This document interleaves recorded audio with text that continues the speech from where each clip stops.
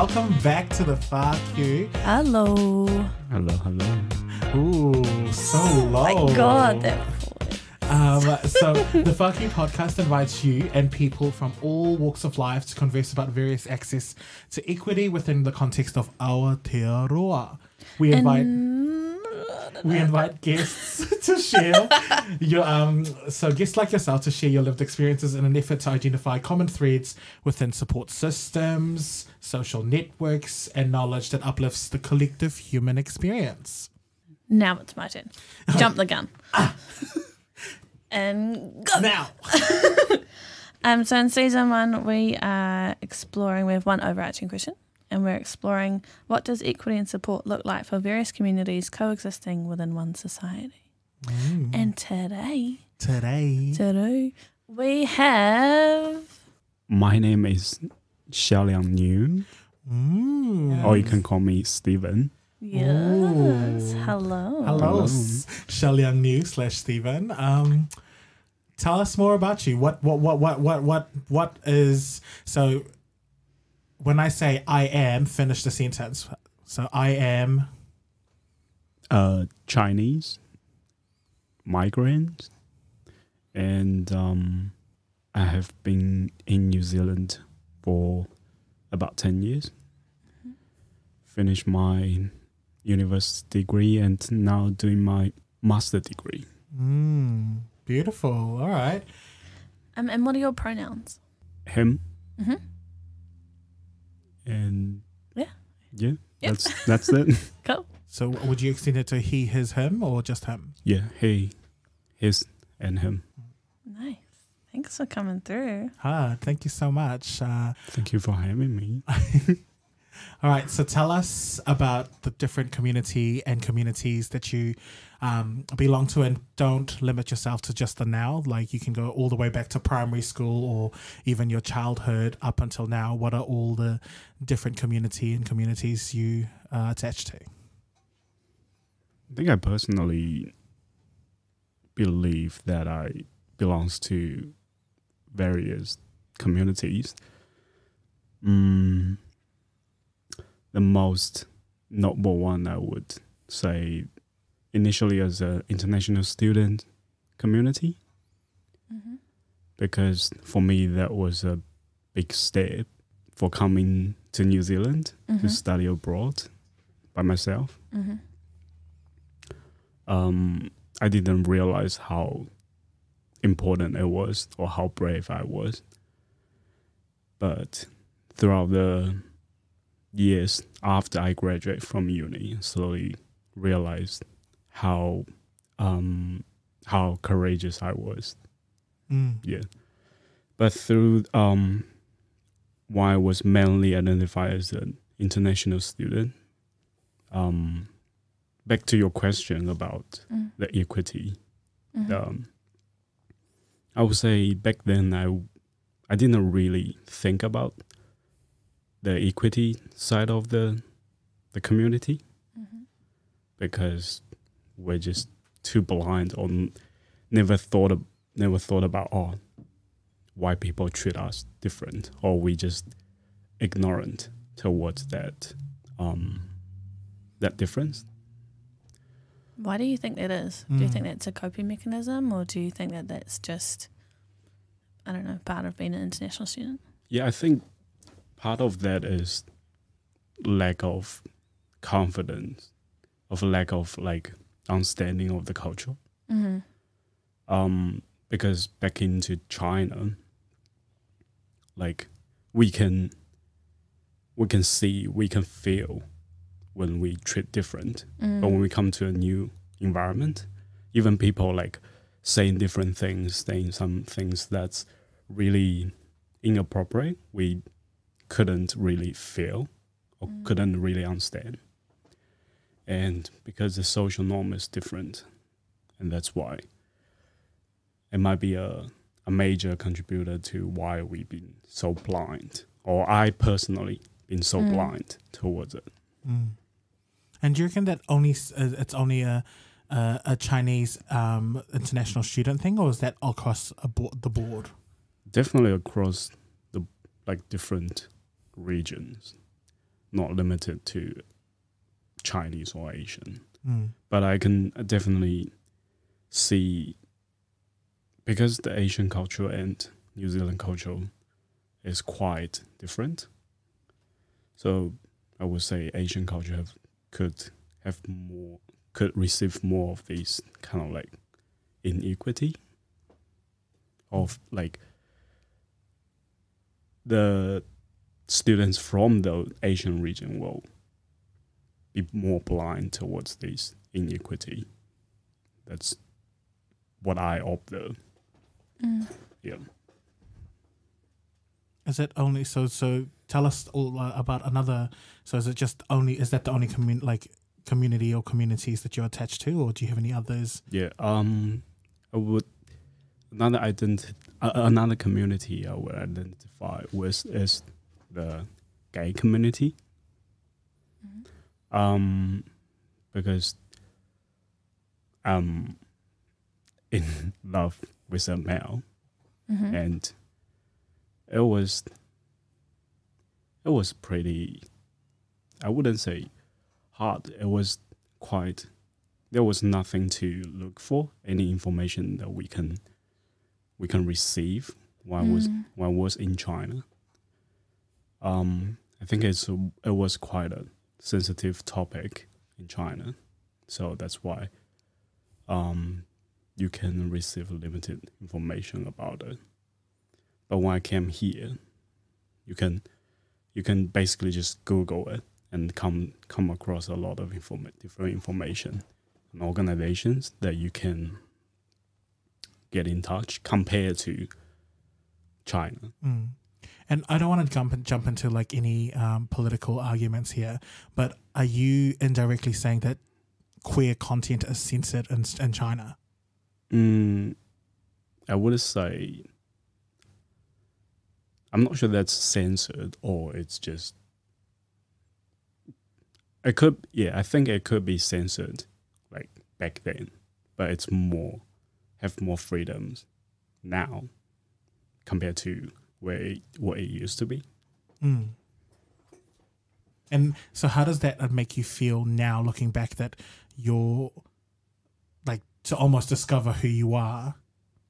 Like there was nothing to be seen or heard of it. So it's kind of like, did you feel like an outsider looking in from your own community, or did you feel like you belonged or didn't belong? What do you mean? Like belongs to a Chinese gay community or before? Before, like, I feel not belongs to like a gay community at all. Like I feel not belonged. Like an outlier or outsider. Do you feel differently being in New Zealand? Yeah, like people are more open to it. It's like not a big deal. It's like everyone's treat you like as who you are, regardless. So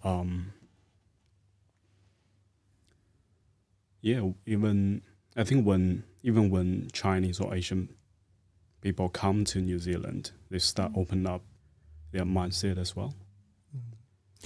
Can you just speak as well? Like, what is the psyche or the philosophy beneath or under the fact that, you know, in the Chinese society, being gay is not a good thing, or not, well, from a Western lens, it's almost as though it's unacceptable to be gay. And it is like, can you speak on that from your perspective? I think from my perspective or my understanding is that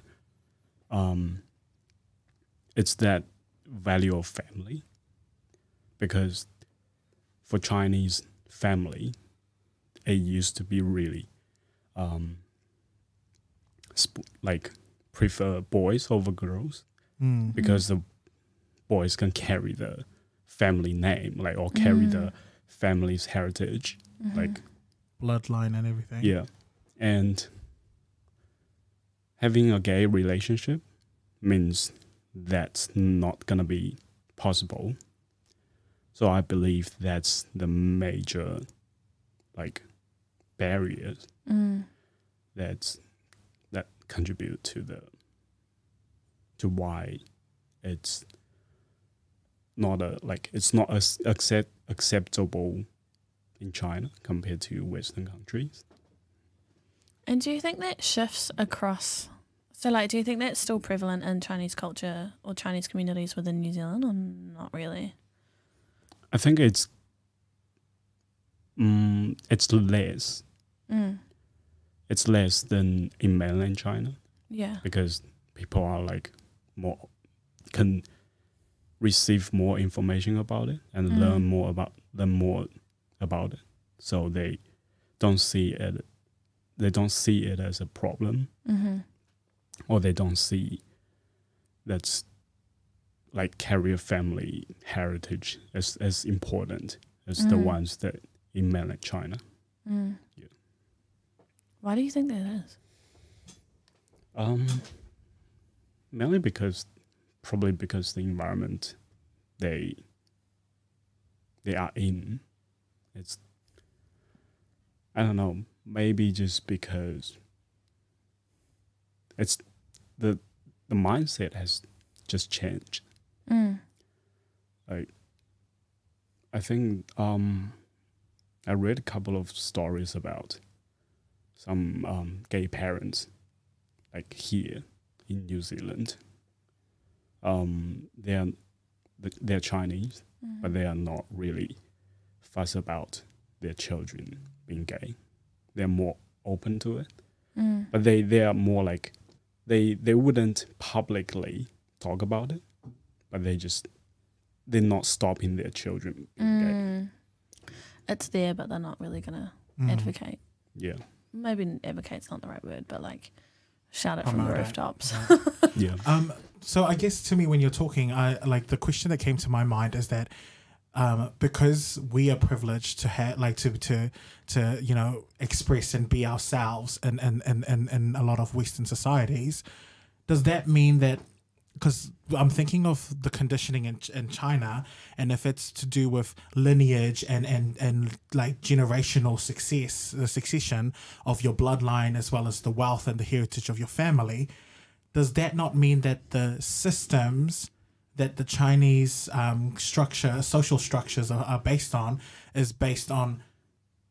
Well, to me, I'm hearing that that system is flawed in regards to the human approach or the human like intelligence, because it's that system is almost outdated from my perspective, because it's like you're telling the people that that all of that does not fit within male female structures.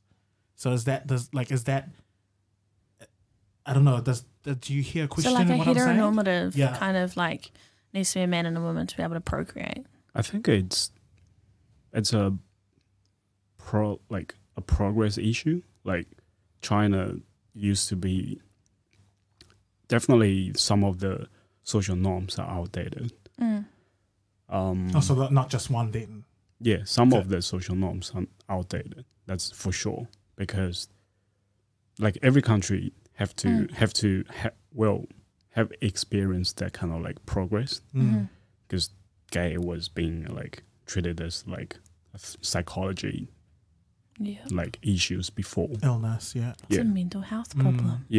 Trash. And then slowly progressed on, people start realize, it's not a mental health issue, and then now everyone's open about it.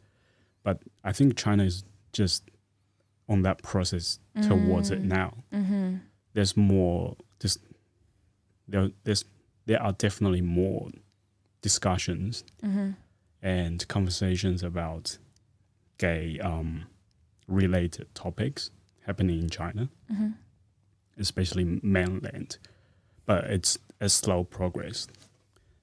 But also mainly because the large population, that process is getting even slower, because maybe the mainstream has some of the main social norms still, like the transformation just takes time to achieve. And it's on such a huge scale. Yeah. And such a global platform too. Like so many countries look at China for innovation and like and are leading in so many different fields. Yeah, for sure. Because gay topic is still like quite controversial in even in other countries as well. So it's still illegal in 170 different countries, so there's that. Yeah, but I'm happy to see there's definitely a progress about it in China. So that's what I'm happy to see. Yeah. At least the conversation's been had. Yeah. Yeah. And shout out to all the pioneers who have been burnt in the past, trying to climb that mountain, because I feel like those are the unsung heroes of the story. For sure. Any other communities that you're attached to? Just, I think, Asian/Chinese community in general. Speak to us about that. What's your experience in that? I feel Apart from when you were born into it. But Here you go. Take this.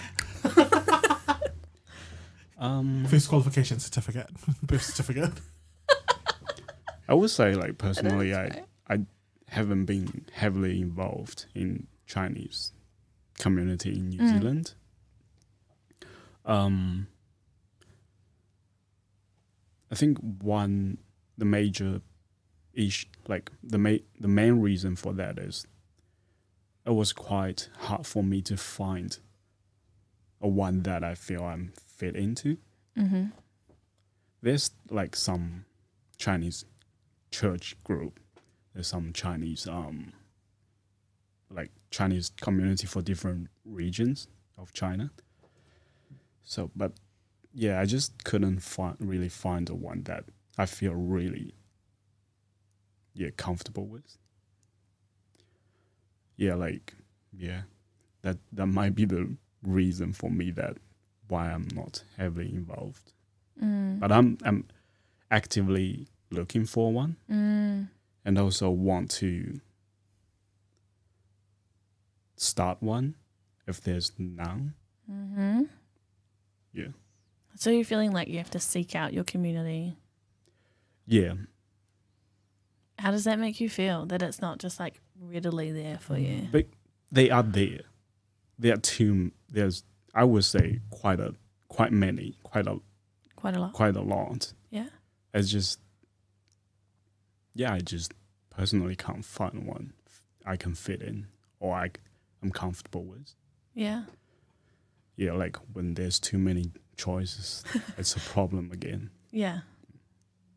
You've like 10 different flavors of cookies and you just don't know which one you want. Yeah, especially I personally have problems of choosing what to do or make a decision when there's too many choices. Yeah.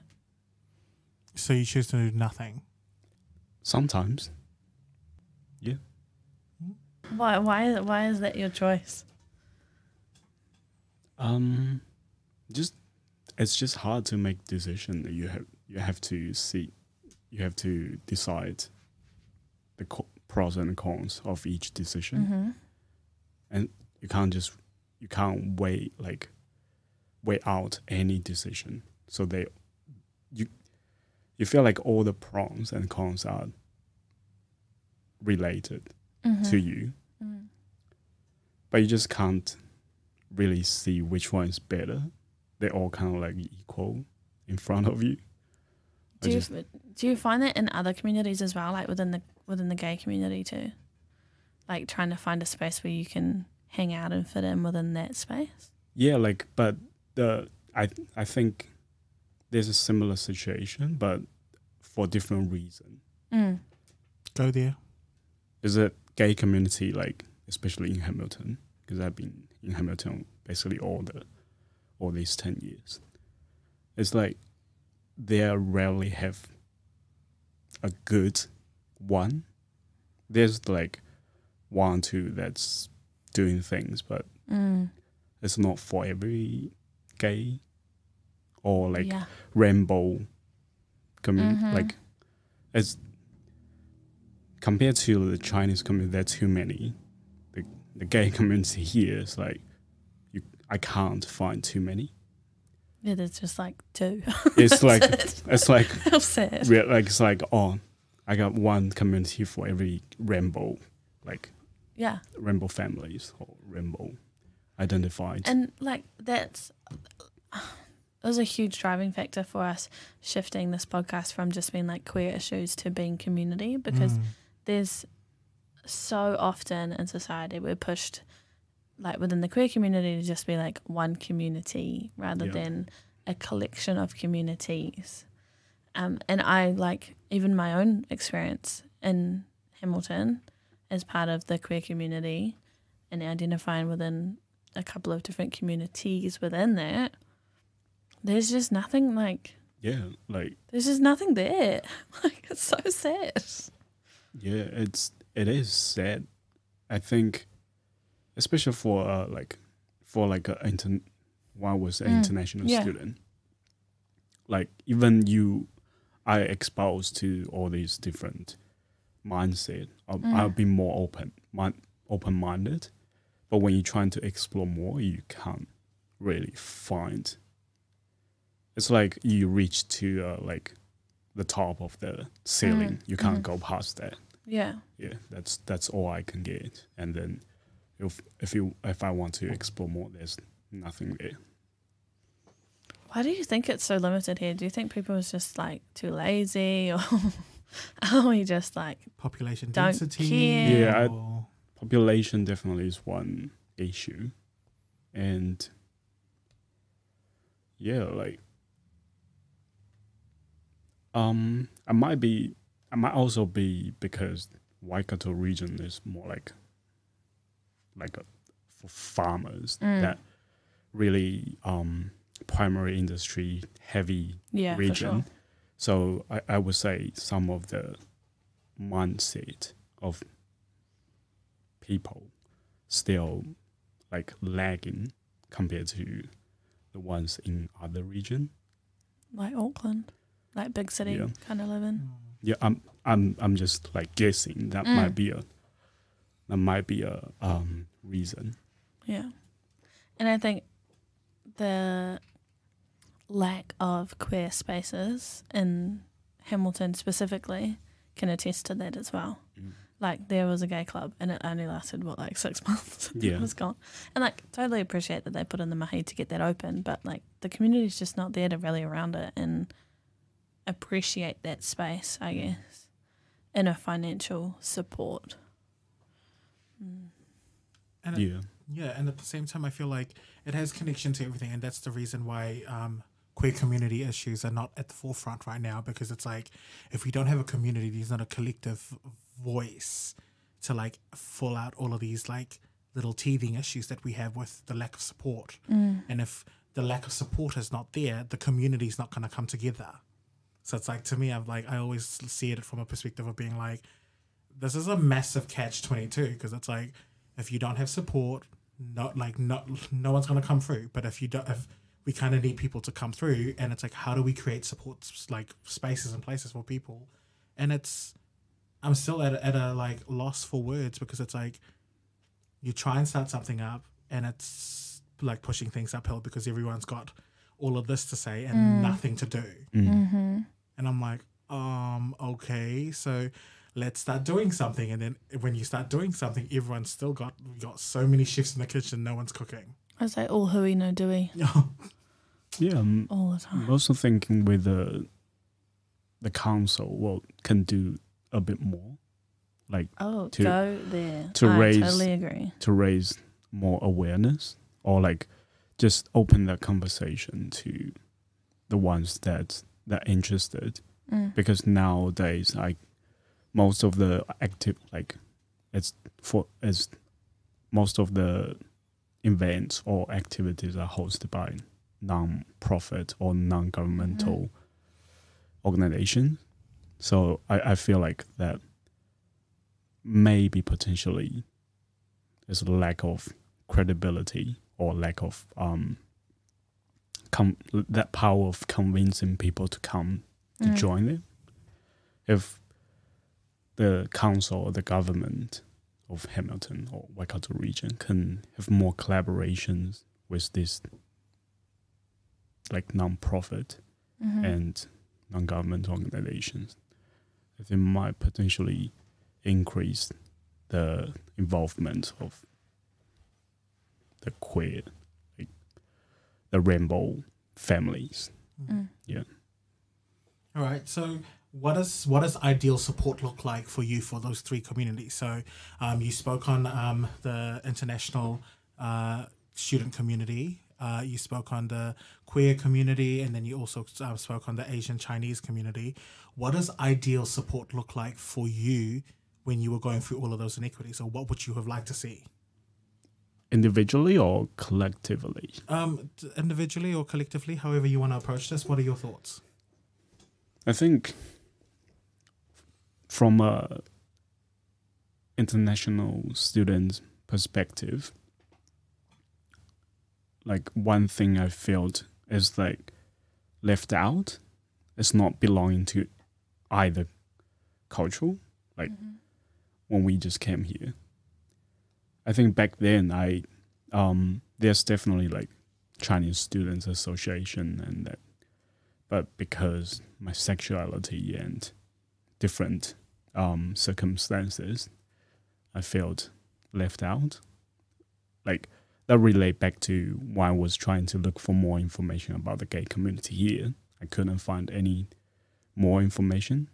Couldn't find more about it. I think, yeah, those. When I was an international student and as a queer, yeah, that I just couldn't find much support or like a guidance or like just help from any organizations. So is that an individual thing, or do you reckon that's a community thing? Like, do you reckon that all gay Chinese males or gay community Asian or Chinese community members who are in the queer community, do you reckon it's an individual thing for you in your current approach, or do you reckon it was all, like every queer member of the Asian Chinese community felt the same thing? I think they more or less felt that like helpless or like not belonging, like more or less, because that's the reality I was facing, and I believe most of international like gay students are facing. I think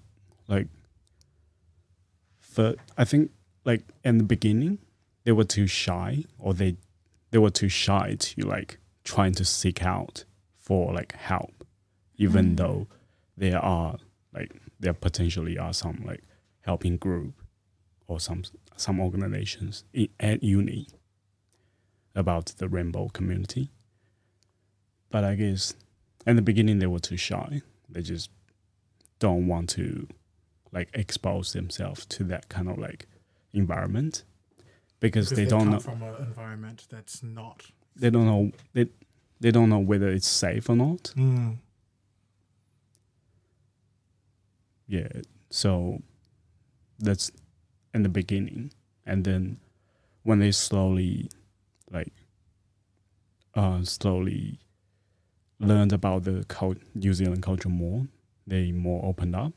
But then they're trying to look for those help, and I believe those organizations can do really like quite limited.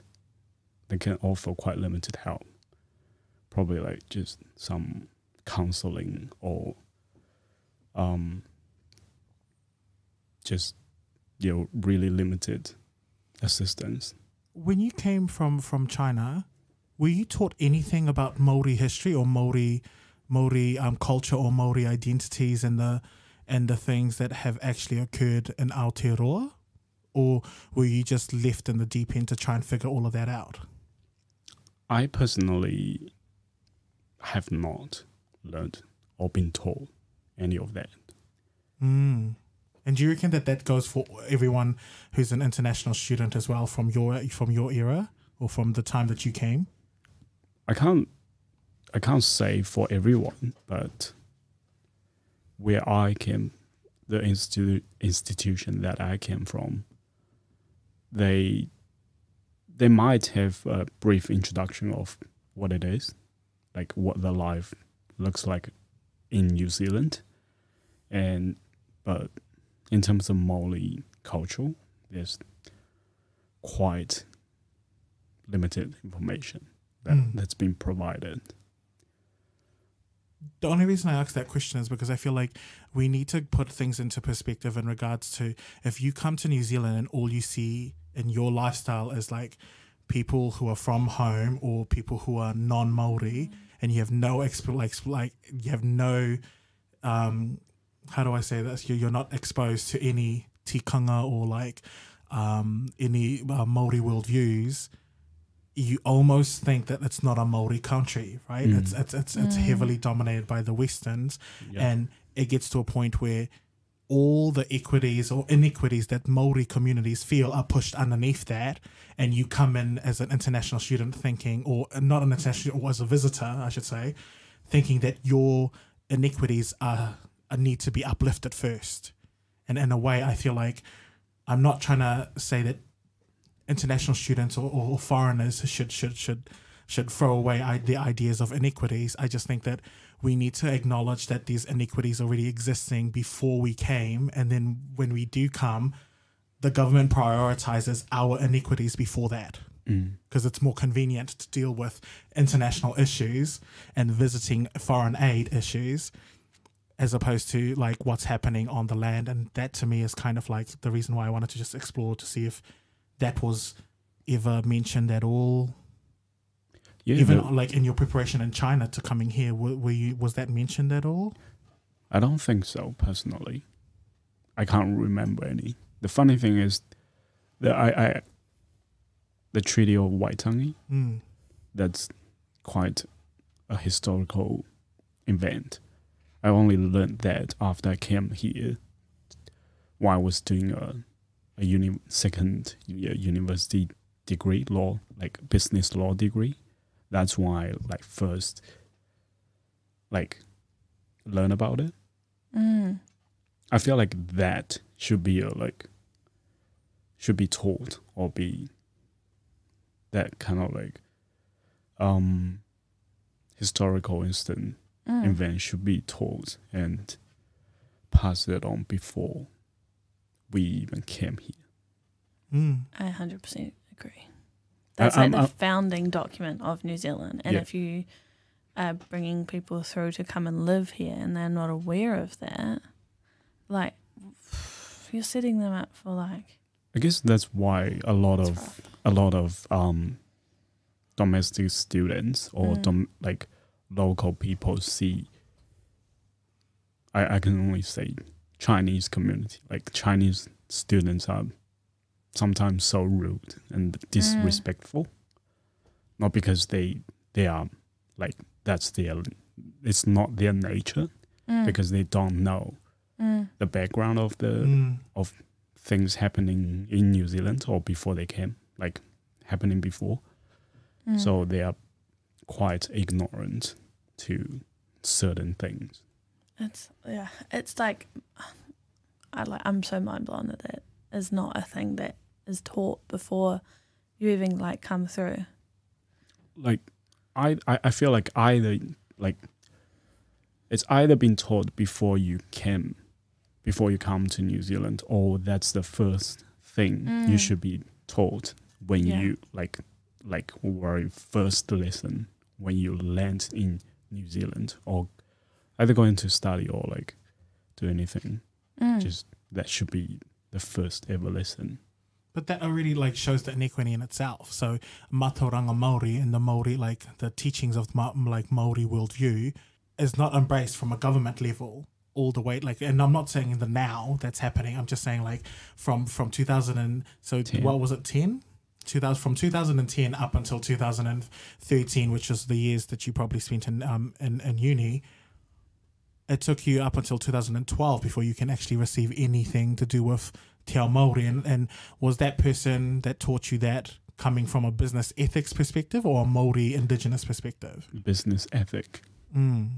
So that's already like a diluted version of. For sure. Yeah, that's only like the business part of that treaty, not the whole like strength-based, comprehensive picture of that treaty. And I guess, so like for me, I'm kind of just zooming out just a little bit, just to be like, if that's a university and that's the education sector, we zoom out of that, the education sector is funded by the government, and foreigners, especially international students, are like, from my perspective, an international like finance scheme to get more money into universities. So in a way, I'm just like, it's a business. But it just goes to show priorities for like mana whenua. And it's just like, oh, I'm not a fan of that. No. But at the same time, so what do you reckon would support you in reaching out to your queer community here in Hamilton? Just like make sure there's enough awareness for all the queers from like a level that's not non-profit organizations. What do you mean by that? It could be like from a business or governmental level, because that's not. I believe non-profit organization itself is not the solution to the problem. It's a collaboration between different parties. And what about so you've talked a bit from the systems, from the government perspective, but what about the community? So the queer community, how could they support you? I would say organize. This is just like big dream thinking. Like, what's your ideal support look like from the queer community in Hamilton? Definitely, like, organize more events, or facilitate more events, and just provide more educational opportunities for different, like, for the ones who's confused or who's already identified, like, for them to learn about themselves. I think that's a big lesson I have learned through my own experience. So was that a space or place that you've experienced yourself, or? Yes. Did you want to talk about that? Yes. What was that for you? I was the Rainbow Community Workshop that hosted by you two. Oh, what? Really? What? No, Yeah. we don't know that. Not where we were going at all. Yeah. Yeah. I personally find that environment is pretty comfortable and safe to share a lot of things and to just talk to the people that's open up themselves to all the possibilities. They're not like, because when they signed up to that workshop, that's a big step for them. For sure. Yeah. So they're really like, I feel like they're already brave enough and open-minded enough to start that journey. But I guess if there's more opportunities or more activities like that, it could potentially help more people to realize, to learn about themselves. And so what was your biggest takeaway from that? So be selfish. What was your biggest takeaway? What did you benefit from that experience? That your own experience, you might seem quite minor or not important, like the experience of yourself, like, but it could inspire other people. What do you mean? So like, by sharing your experience, for me, my came out story, I might think, oh, it's not a big deal. Like, I just did it. But when you share that with other people, that other people might get inspired and be more brave and courageous to do the same. And congratulations on diving in the deep. Just on the flip side to that, Kelsey, what's your whakaaro around coming out stories? Like, what is your general census about that? I think it's bullshit. Go there. I think we shouldn't have to. Like, why are we living in a space that presumes that we are straight? Because that's what's normative. And coming out is not just one conversation. Like, you come out every day to, like I often go into new environments as part of mahi, and every time I go in, I'm like, okay, yeah, cool, who's going to call me out on my undercut? Who's going to be like, oh, or who's going to think in their mind, oh yeah, there's another gay, or like whatever, and then how is that going to come through in their whakaaro with us and like their korero, and then, you know, like having to navigate those spaces every day, every different environment.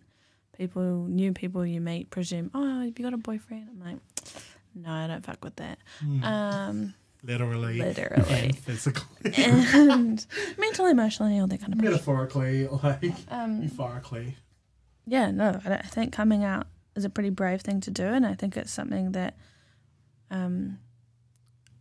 personally, my thoughts are, it's something that I have the privilege to be able to do. Beautiful. What do you mean by that, like, specifically? It wasn't always accessible for everybody, and it still isn't. Like, there's 170 countries still in the world where being gay is illegal or being homosexual is illegal. So to live in Aotearoa where it's not illegal, we've got marriage equality, you know, like, I think it would be, personal opinion, I think it would be rude and disrespectful to my rainbow ancestors to not come out. Yeah. And to not live in my truth. Because they put so much on the line for me to be able to do that, and they didn't even know that. But like, yeah, you're so right. I have that privilege. Why not use it? Beautiful. I love that. And so disclaimer, I already knew your stance, but I just wanted to just give a different flavor to that, because I feel like you're right. There are so many countries where coming out is actually like hella dangerous. Like, you can get sent to prison. You can be put on death row. Like, this. It's pretty horrific, to be honest.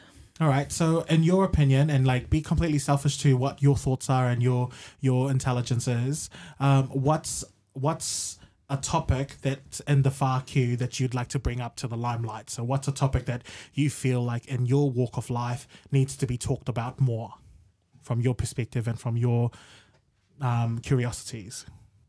That's a hard question. Why is that? Because there's a lot of things can be discussed, but at the same time, like, I need to pick up the most important one. Well, like I said, I am quite bad of making decisions. So, yeah, that's a question I need to think about. So there's nothing that's like really like your top 3 picks or your top 5 picks. Like, you know, there's no limits to the question. It's just what are some things that's really pressing for you that you feel needs to be addressed by society or by your communities or by your families? Like, jumping into that space of what are things that are not being talked about that you feel needs to be normalized or needs to be addressed in a global sense, or even in a communal sense rather than just an individual. So if you can't be selfish to you, be selfish to your family, be selfish to the people that you love. I think one thing definitely is how we can contribute to resolve social injustice. Ooh, what do you mean by social injustice? There's so many social injustice. Yeah, but what is a social injustice for you? I think that could relate to inequity. Mainly, like, different communities receive the social injustice towards Maori community. Like, how we as a visitor, like international students or like immigrants, what we can do what we can contribute to resolve such social injustice. because it always say, oh, it's between the New Zealand Europeans or and Maori community. Like some of the minor communities, like Chinese community, like they probably they remain neutral in these kind of battle. So I'm thinking what these minor communities can contribute to help to escalate the process of kind of finding a common ground or find a equitable solutions for all of us, for all the communities that live in New Zealand. That's interesting that you put in minority or minor communities with Chinese, because I would have never put them together. But I guess from your perspective and in your insight, that's a thing. But I would have never put the Chinese community as a minority within New Zealand, because I would almost like to think that, well, I don't know about the stats, but I feel like they would be heavier in terms of population density than the Maoris in Pacific Islands. So to me, it's just an interesting concept to hear you speak of the Chinese community from a minority perspective, because I've never heard that before. Yeah, I guess I personally think that's compared to one was saying minor community is that because that debate or battle between Maori and New Zealand European, that those are two mainstream communities that's in that battle. So that we as more outsiders, and the minor, I'm not sure minor is the right word, but more towards outsiders that looking into this kind of debate, what we can contribute to help to resolve just help to resolve the problems, instead of just looking at what's happening and not doing anything. No, that's good. Well, thank you so much for coming and sharing your thoughts. We really did appreciate them. Don't forget to subscribe, and share our Instagram page called Fuck You Podcast. Yes. Yes. Good job. You can remember that. Oh my God, sorry. Podcast Fuck You? No, Fuck You Podcast. So at Fuck You Podcast on Instagram. And yes, thank you so much again, Steven. And at the same time, fuck you. Fuck you. Fuck you. Fuck you. Fuck you. Fuck you. Bye. Bye. Bye.